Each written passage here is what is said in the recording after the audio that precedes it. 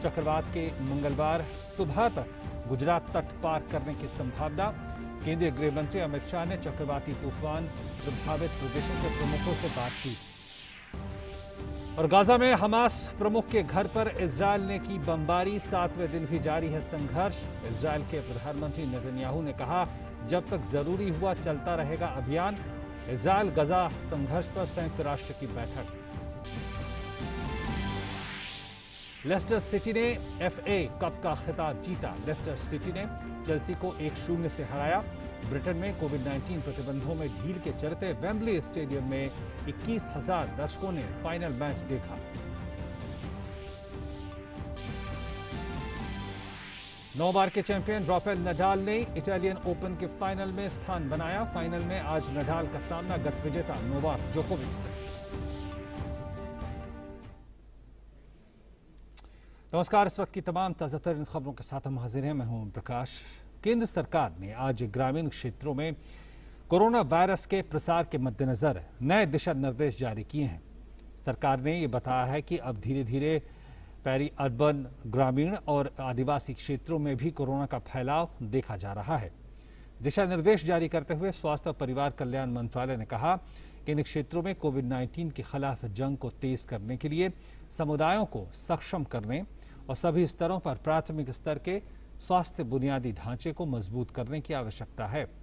स्वास्थ्य मंत्रालय के दिशा निर्देशों में कहा गया है कि हर गांव में ग्राम स्वास्थ्य स्वच्छता और पोषण समिति की मदद से आशा द्वारा समय समय पर इन्फ्लुएंजा जैसी बीमारी, गंभीर तीव्र श्वसन संक्रमण के लिए सक्रिय निगरानी की जानी चाहिए।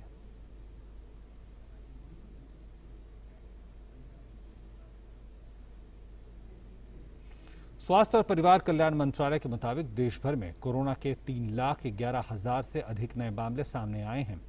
वहीं पिछले 24 घंटों में 3,62,437 मरीज उपचार करवाकर स्वस्थ हो चुके हैं। इस समय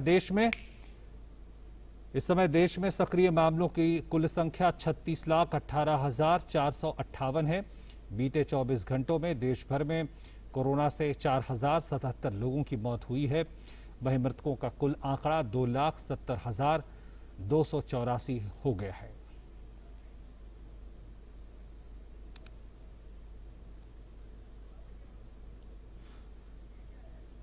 और भारत में कोरोना के खिलाफ जारी जंग में टीकाकरण अभियान तेज गति से जारी है।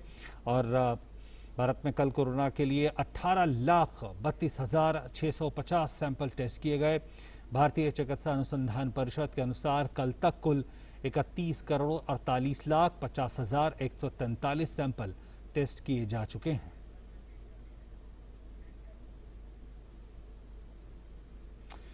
कोरोना वायरस महामारी की रोकथाम के लिए देश में बड़े पैमाने पर टीकाकरण अभियान चलाया जा रहा है। इसी कड़ी में आज रूस से स्पुतनिक V वैक्सीन की दूसरी खेप हैदराबाद पहुंची। कोरोना के खिलाफ लड़ाई में 2 वैक्सीन कोविशील्ड और कोवैक्सीन पहले से ही लोगों को लगाई जा रही है। ऐसे में स्पुतनिक V से राष्ट्रव्यापी टीकाकरण अभियान को और गति मिलेगी।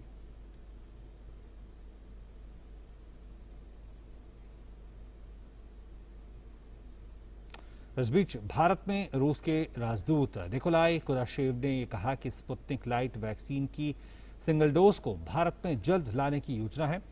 साथ ही भारत में स्पुतनिक V का उत्पादन धीरे धीरे बढ़ाया जाएगा। Sputnik V is the Russian-Indian vaccine. We expect that its production in India will be gradually increased up to 850 million doses per year.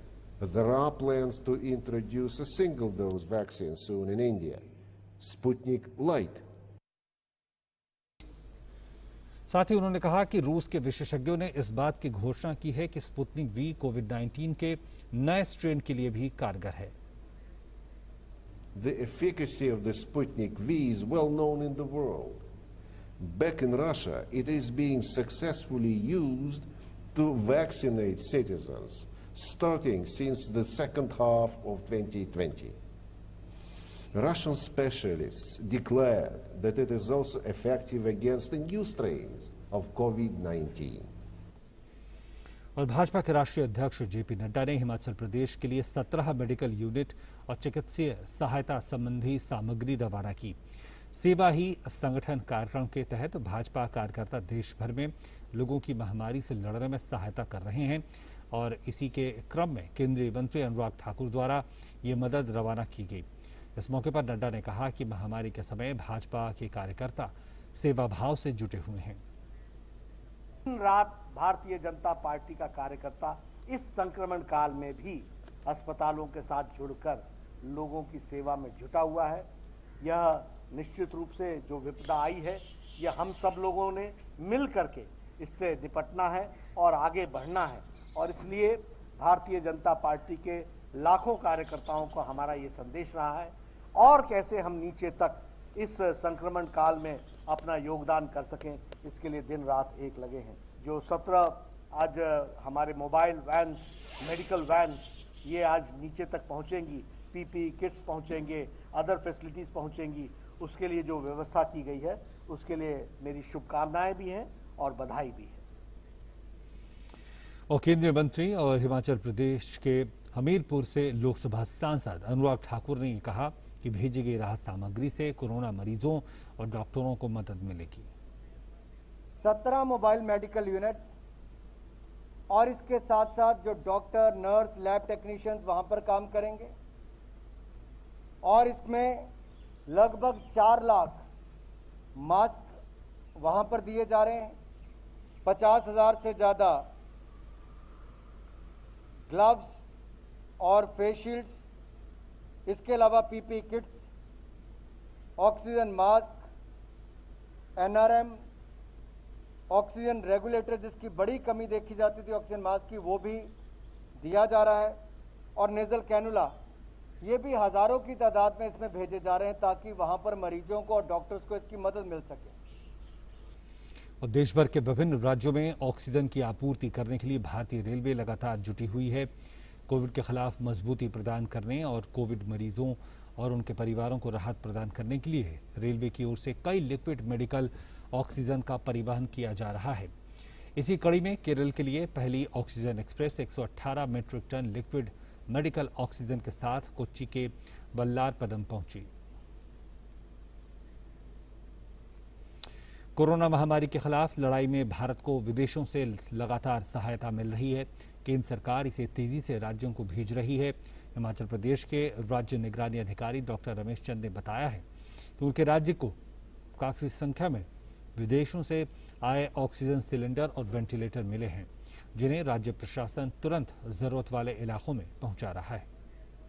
हमें इंग्लैंड से इसमें 150 सिलेंडर्स आए हैं, कुवैत से सिलेंडर्स आए हैं, हमें इससे वेंटिलेटर्स आए हैं, स्विट्ज़रलैंड से 50 वेंटिलेटर आए हैं और स्पेन से 41 वेंटिलेटर्स हमें मिले हैं और इजिप्ट से 10 वेंटिलेटर यहाँ पर आए हैं और कनाडा से भी हमें वेंटिलेटर्स मिले हैं।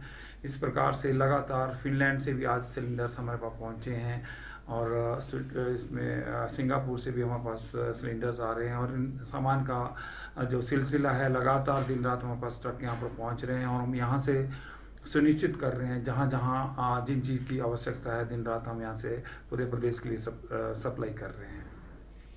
और कोरोना महामारी के खिलाफ लड़ाई में विदेशों से मदद का सिलसिला लगातार जारी है और इस बीच ब्रिटेन से ऑक्सीजन प्लांट अजमेर पहुंचा।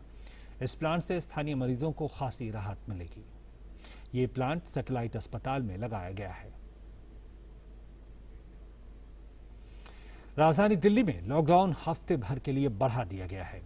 दिल्ली में लॉकडाउन 24 मई तक जारी रहेगा और इस दौरान नियमों में कोई नई छूट नहीं दी गई है। दिल्ली के मुख्यमंत्री अरविंद केजरीवाल ने कहा है कि लॉकडाउन का अच्छा असर देखने को मिला है। 26 अप्रैल के बाद से नए मामलों में धीरे धीरे कमी भी आने लगी है और पिछले 2-3 दिन में संक्रमण की दर भी घटती हुई देखी जा रही है। उन्होंने बताया कि लॉकडाउन का इस्तेमाल हेल्थ इंफ्रास्ट्रक्चर और संसाधनों को मजबूत करने में किया जाएगा। मौसम विभाग ने ताउते चक्रवाती तूफान के चलते हाई अलर्ट जारी किया है। चक्रवाती तूफान ताउते अति भीषण चक्रवाती तूफान में अब बदल गया है। ये मंगलवार तक गुजरात तट से टकरा सकता है। गुजरात और द्वीप के समुद्र तट चक्रवात को लेकर निगरानी में है। भारत में ये इस साल का पहला चक्रवाती तूफान है। चक्रवाती तूफान को लेकर गुजरात और दीव तटों के लिए येलो अलर्ट जारी किया गया है।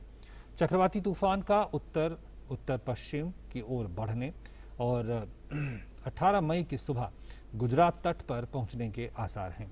तूफान के 18 मई को दोपहर या शाम तक पोरबंदर और नलिया के बीच गुजरात तट को पार करने की प्रबल संभावना है।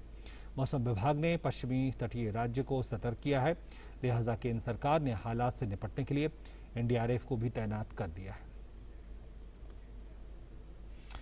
केंद्रीय गृह मंत्री अमित शाह ने चक्रवाती तूफान ताउते से उत्पन्न स्थिति से निपटने के लिए महाराष्ट्र, गुजरात के मुख्यमंत्रियों, दमन और दीव और दादरा नगर हवेली के प्रशासकों के साथ समीक्षा बैठक की है।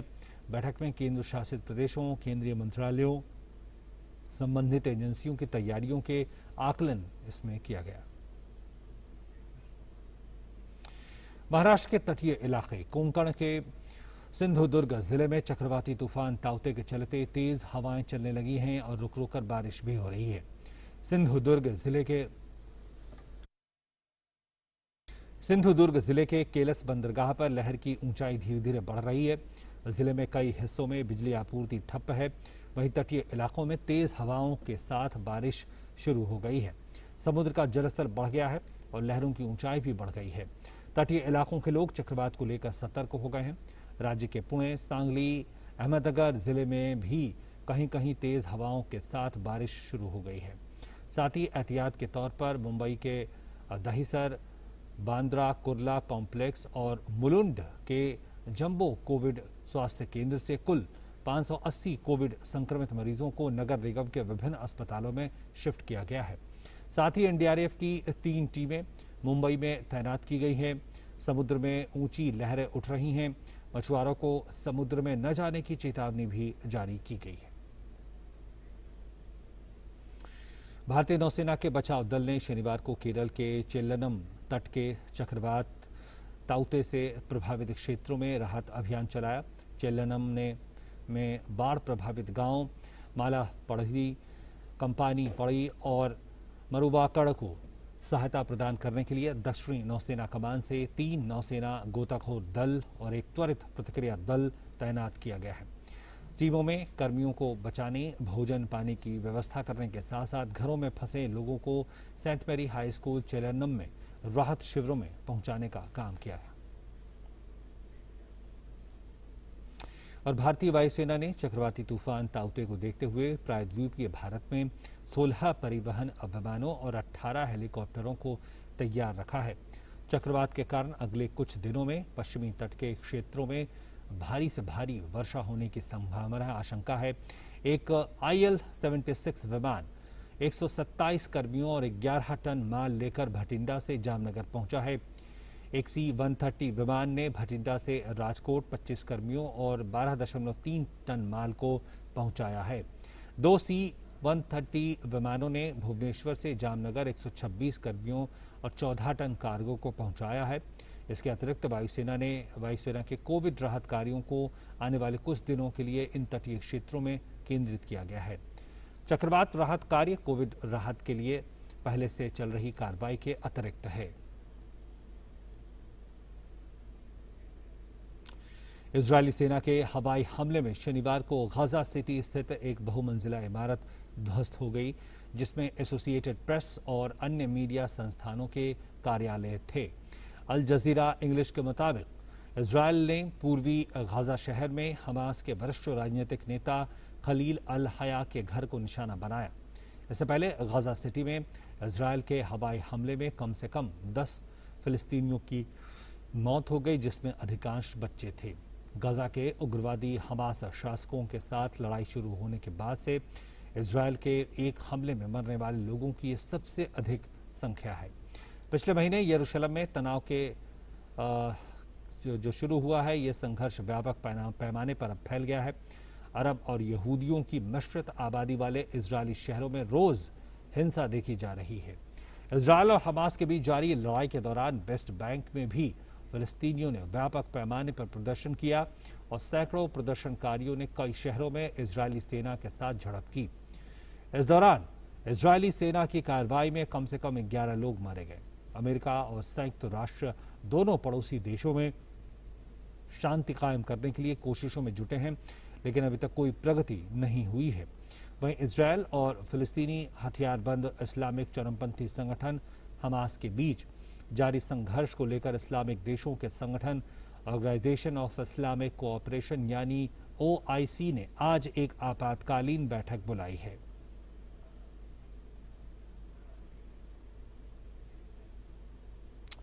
और खेल की खबरों की बात करें तो लेस्टर सिटी ने FA कप का खिताब जीत लिया है। वेम्बली स्टेडियम में खेले गए इस मुकाबले में लेस्टर ने चेल्सी को 1-0 से हरा दिया। पहला हाफ गोल रहित समाप्त होने के बाद खेल के 63वें मिनट में लेस्टर की तरफ से मूव बना और उनके खिलाड़ी यूरी टेलमेंस ने ल्यूक थॉमस से मिले पास को चेल्सी के गोल पोस्ट में डालकर अपनी टीम को मुकाबले में बढ़त दिला दी, जिसे चेल्सी के खिलाड़ी बराबरी करने में नाकाम रहे। एक गोल से पिछड़ने के बाद चेल्सी के कोच थॉमस टुकल ने खेल के 68वें मिनट में 2 बदलाव किए। उन्होंने हाकिम जियच की जगह क्रिस्टियन पुलकिस और मार्कस ओलोंजो की जगह बेन शिवेल को मैदान पर उतारा।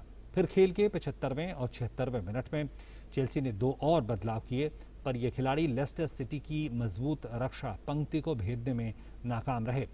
इस तरह लेस्टर सिटी ने ये प्रतिष्ठित प्रतियोगिता के खिताब को अपने नाम कर लिया और इसके साथ ही नए कोच थॉमस टुकल के आने के बाद शानदार खेल रही चेल्सी की सफलता का सिलसिला भी टूट गया। ये पहली बार है जब लेस्टर ने FA का खिताब जीतने में सफलता पाई है।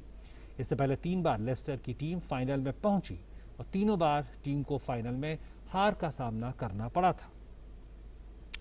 ब्रिटेन में कोविड-19 के चलते लॉकडाउन में मिली ढील के बाद 21,000 दर्शकों ने इस मैच का आनंद लिया। और वहीं टेनिस की बात करें तो 9 बार के चैंपियन राफेल नडाल ने इटालियन ओपन के फाइनल में स्थान बना लिया है। शनिवार को खेले गए मैच में नडाल ने अमेरिका के रैली अपेल्का को सीधे सेटों में 6-4, 6-4 से हरा दिया। अब फाइनल में नडाल का सामना गत विजेता सर्बिया के नोवाक जोकोविच से होगा, जिन्होंने एक अन्य मुकाबले में इटली के लॉरेंजो सेनेजो को कड़े मुकाबले में 6-3, 6-7, 6-2 से हरा दिया। और कोविड-19 संक्रमण के मद्देनजर जब हर तरफ मरीजों की संख्या बढ़ रही है, ऐसे में देश के हर कोने में संगठन और आमजन अपने अपने स्तर पर मरीजों तक मूलभूत सुविधाएं पहुंचाने में लगे हैं। ऐसा ही प्रयास किया है स्वयं सेवक संघ के सेवा भारती इकाई ने, जिसके तहत DPSG वसुंधरा में एक छोटा आइसोलेशन सेंटर खोला गया।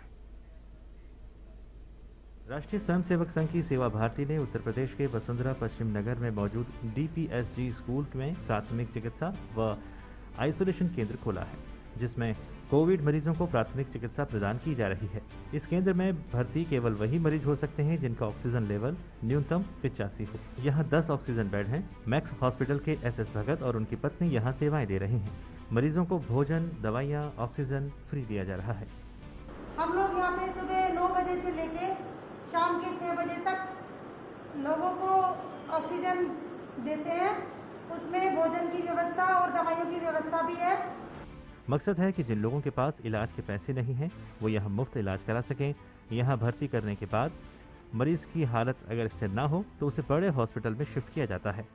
अब तक 22 पेशेंट यहाँ पे आ चुके हैं हमारे पिछले 5-6 दिन में, और सारे के सारे स्वस्थ होके चले गए। और इसके अलावा हमारा राजेंद्र नगर में भी इसी तरह का लगा हुआ है। यहाँ पे 10 बेड का है, राजेंद्र नगर में 25 बेड का है, और नेहरू नगर अपना गाजियाबाद में वहाँ पे भी हमारा 50 बेड का इसी तरह से आइसोलेशन सेंटर लगा हुआ है। सेवा भारती के स्वयंसेवक कोरोना महामारी के बीच गरीब तबके के लोगों के लिए उम्मीद जगाने का काम कर रहे हैं। ऐसे में जब दूसरी लहर का प्रकोप बढ़ा है, वहाँ ये मरीज ऑक्सीजन बेड की सेवाएं ले पाने में सक्षम हुए हैं। Chandrashekhar, DD news. उसी के साथ इस बुलेटिन में इतना ही। नमस्कार।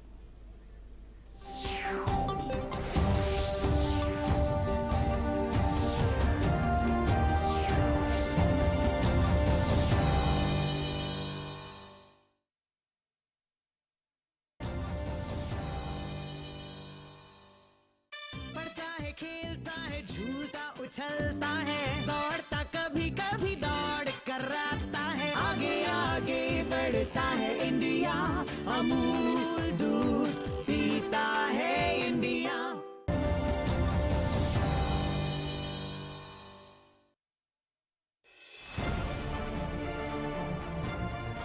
कोरोना के विरुद्ध लड़ाई में सही और सटीक जानकारी है अहम।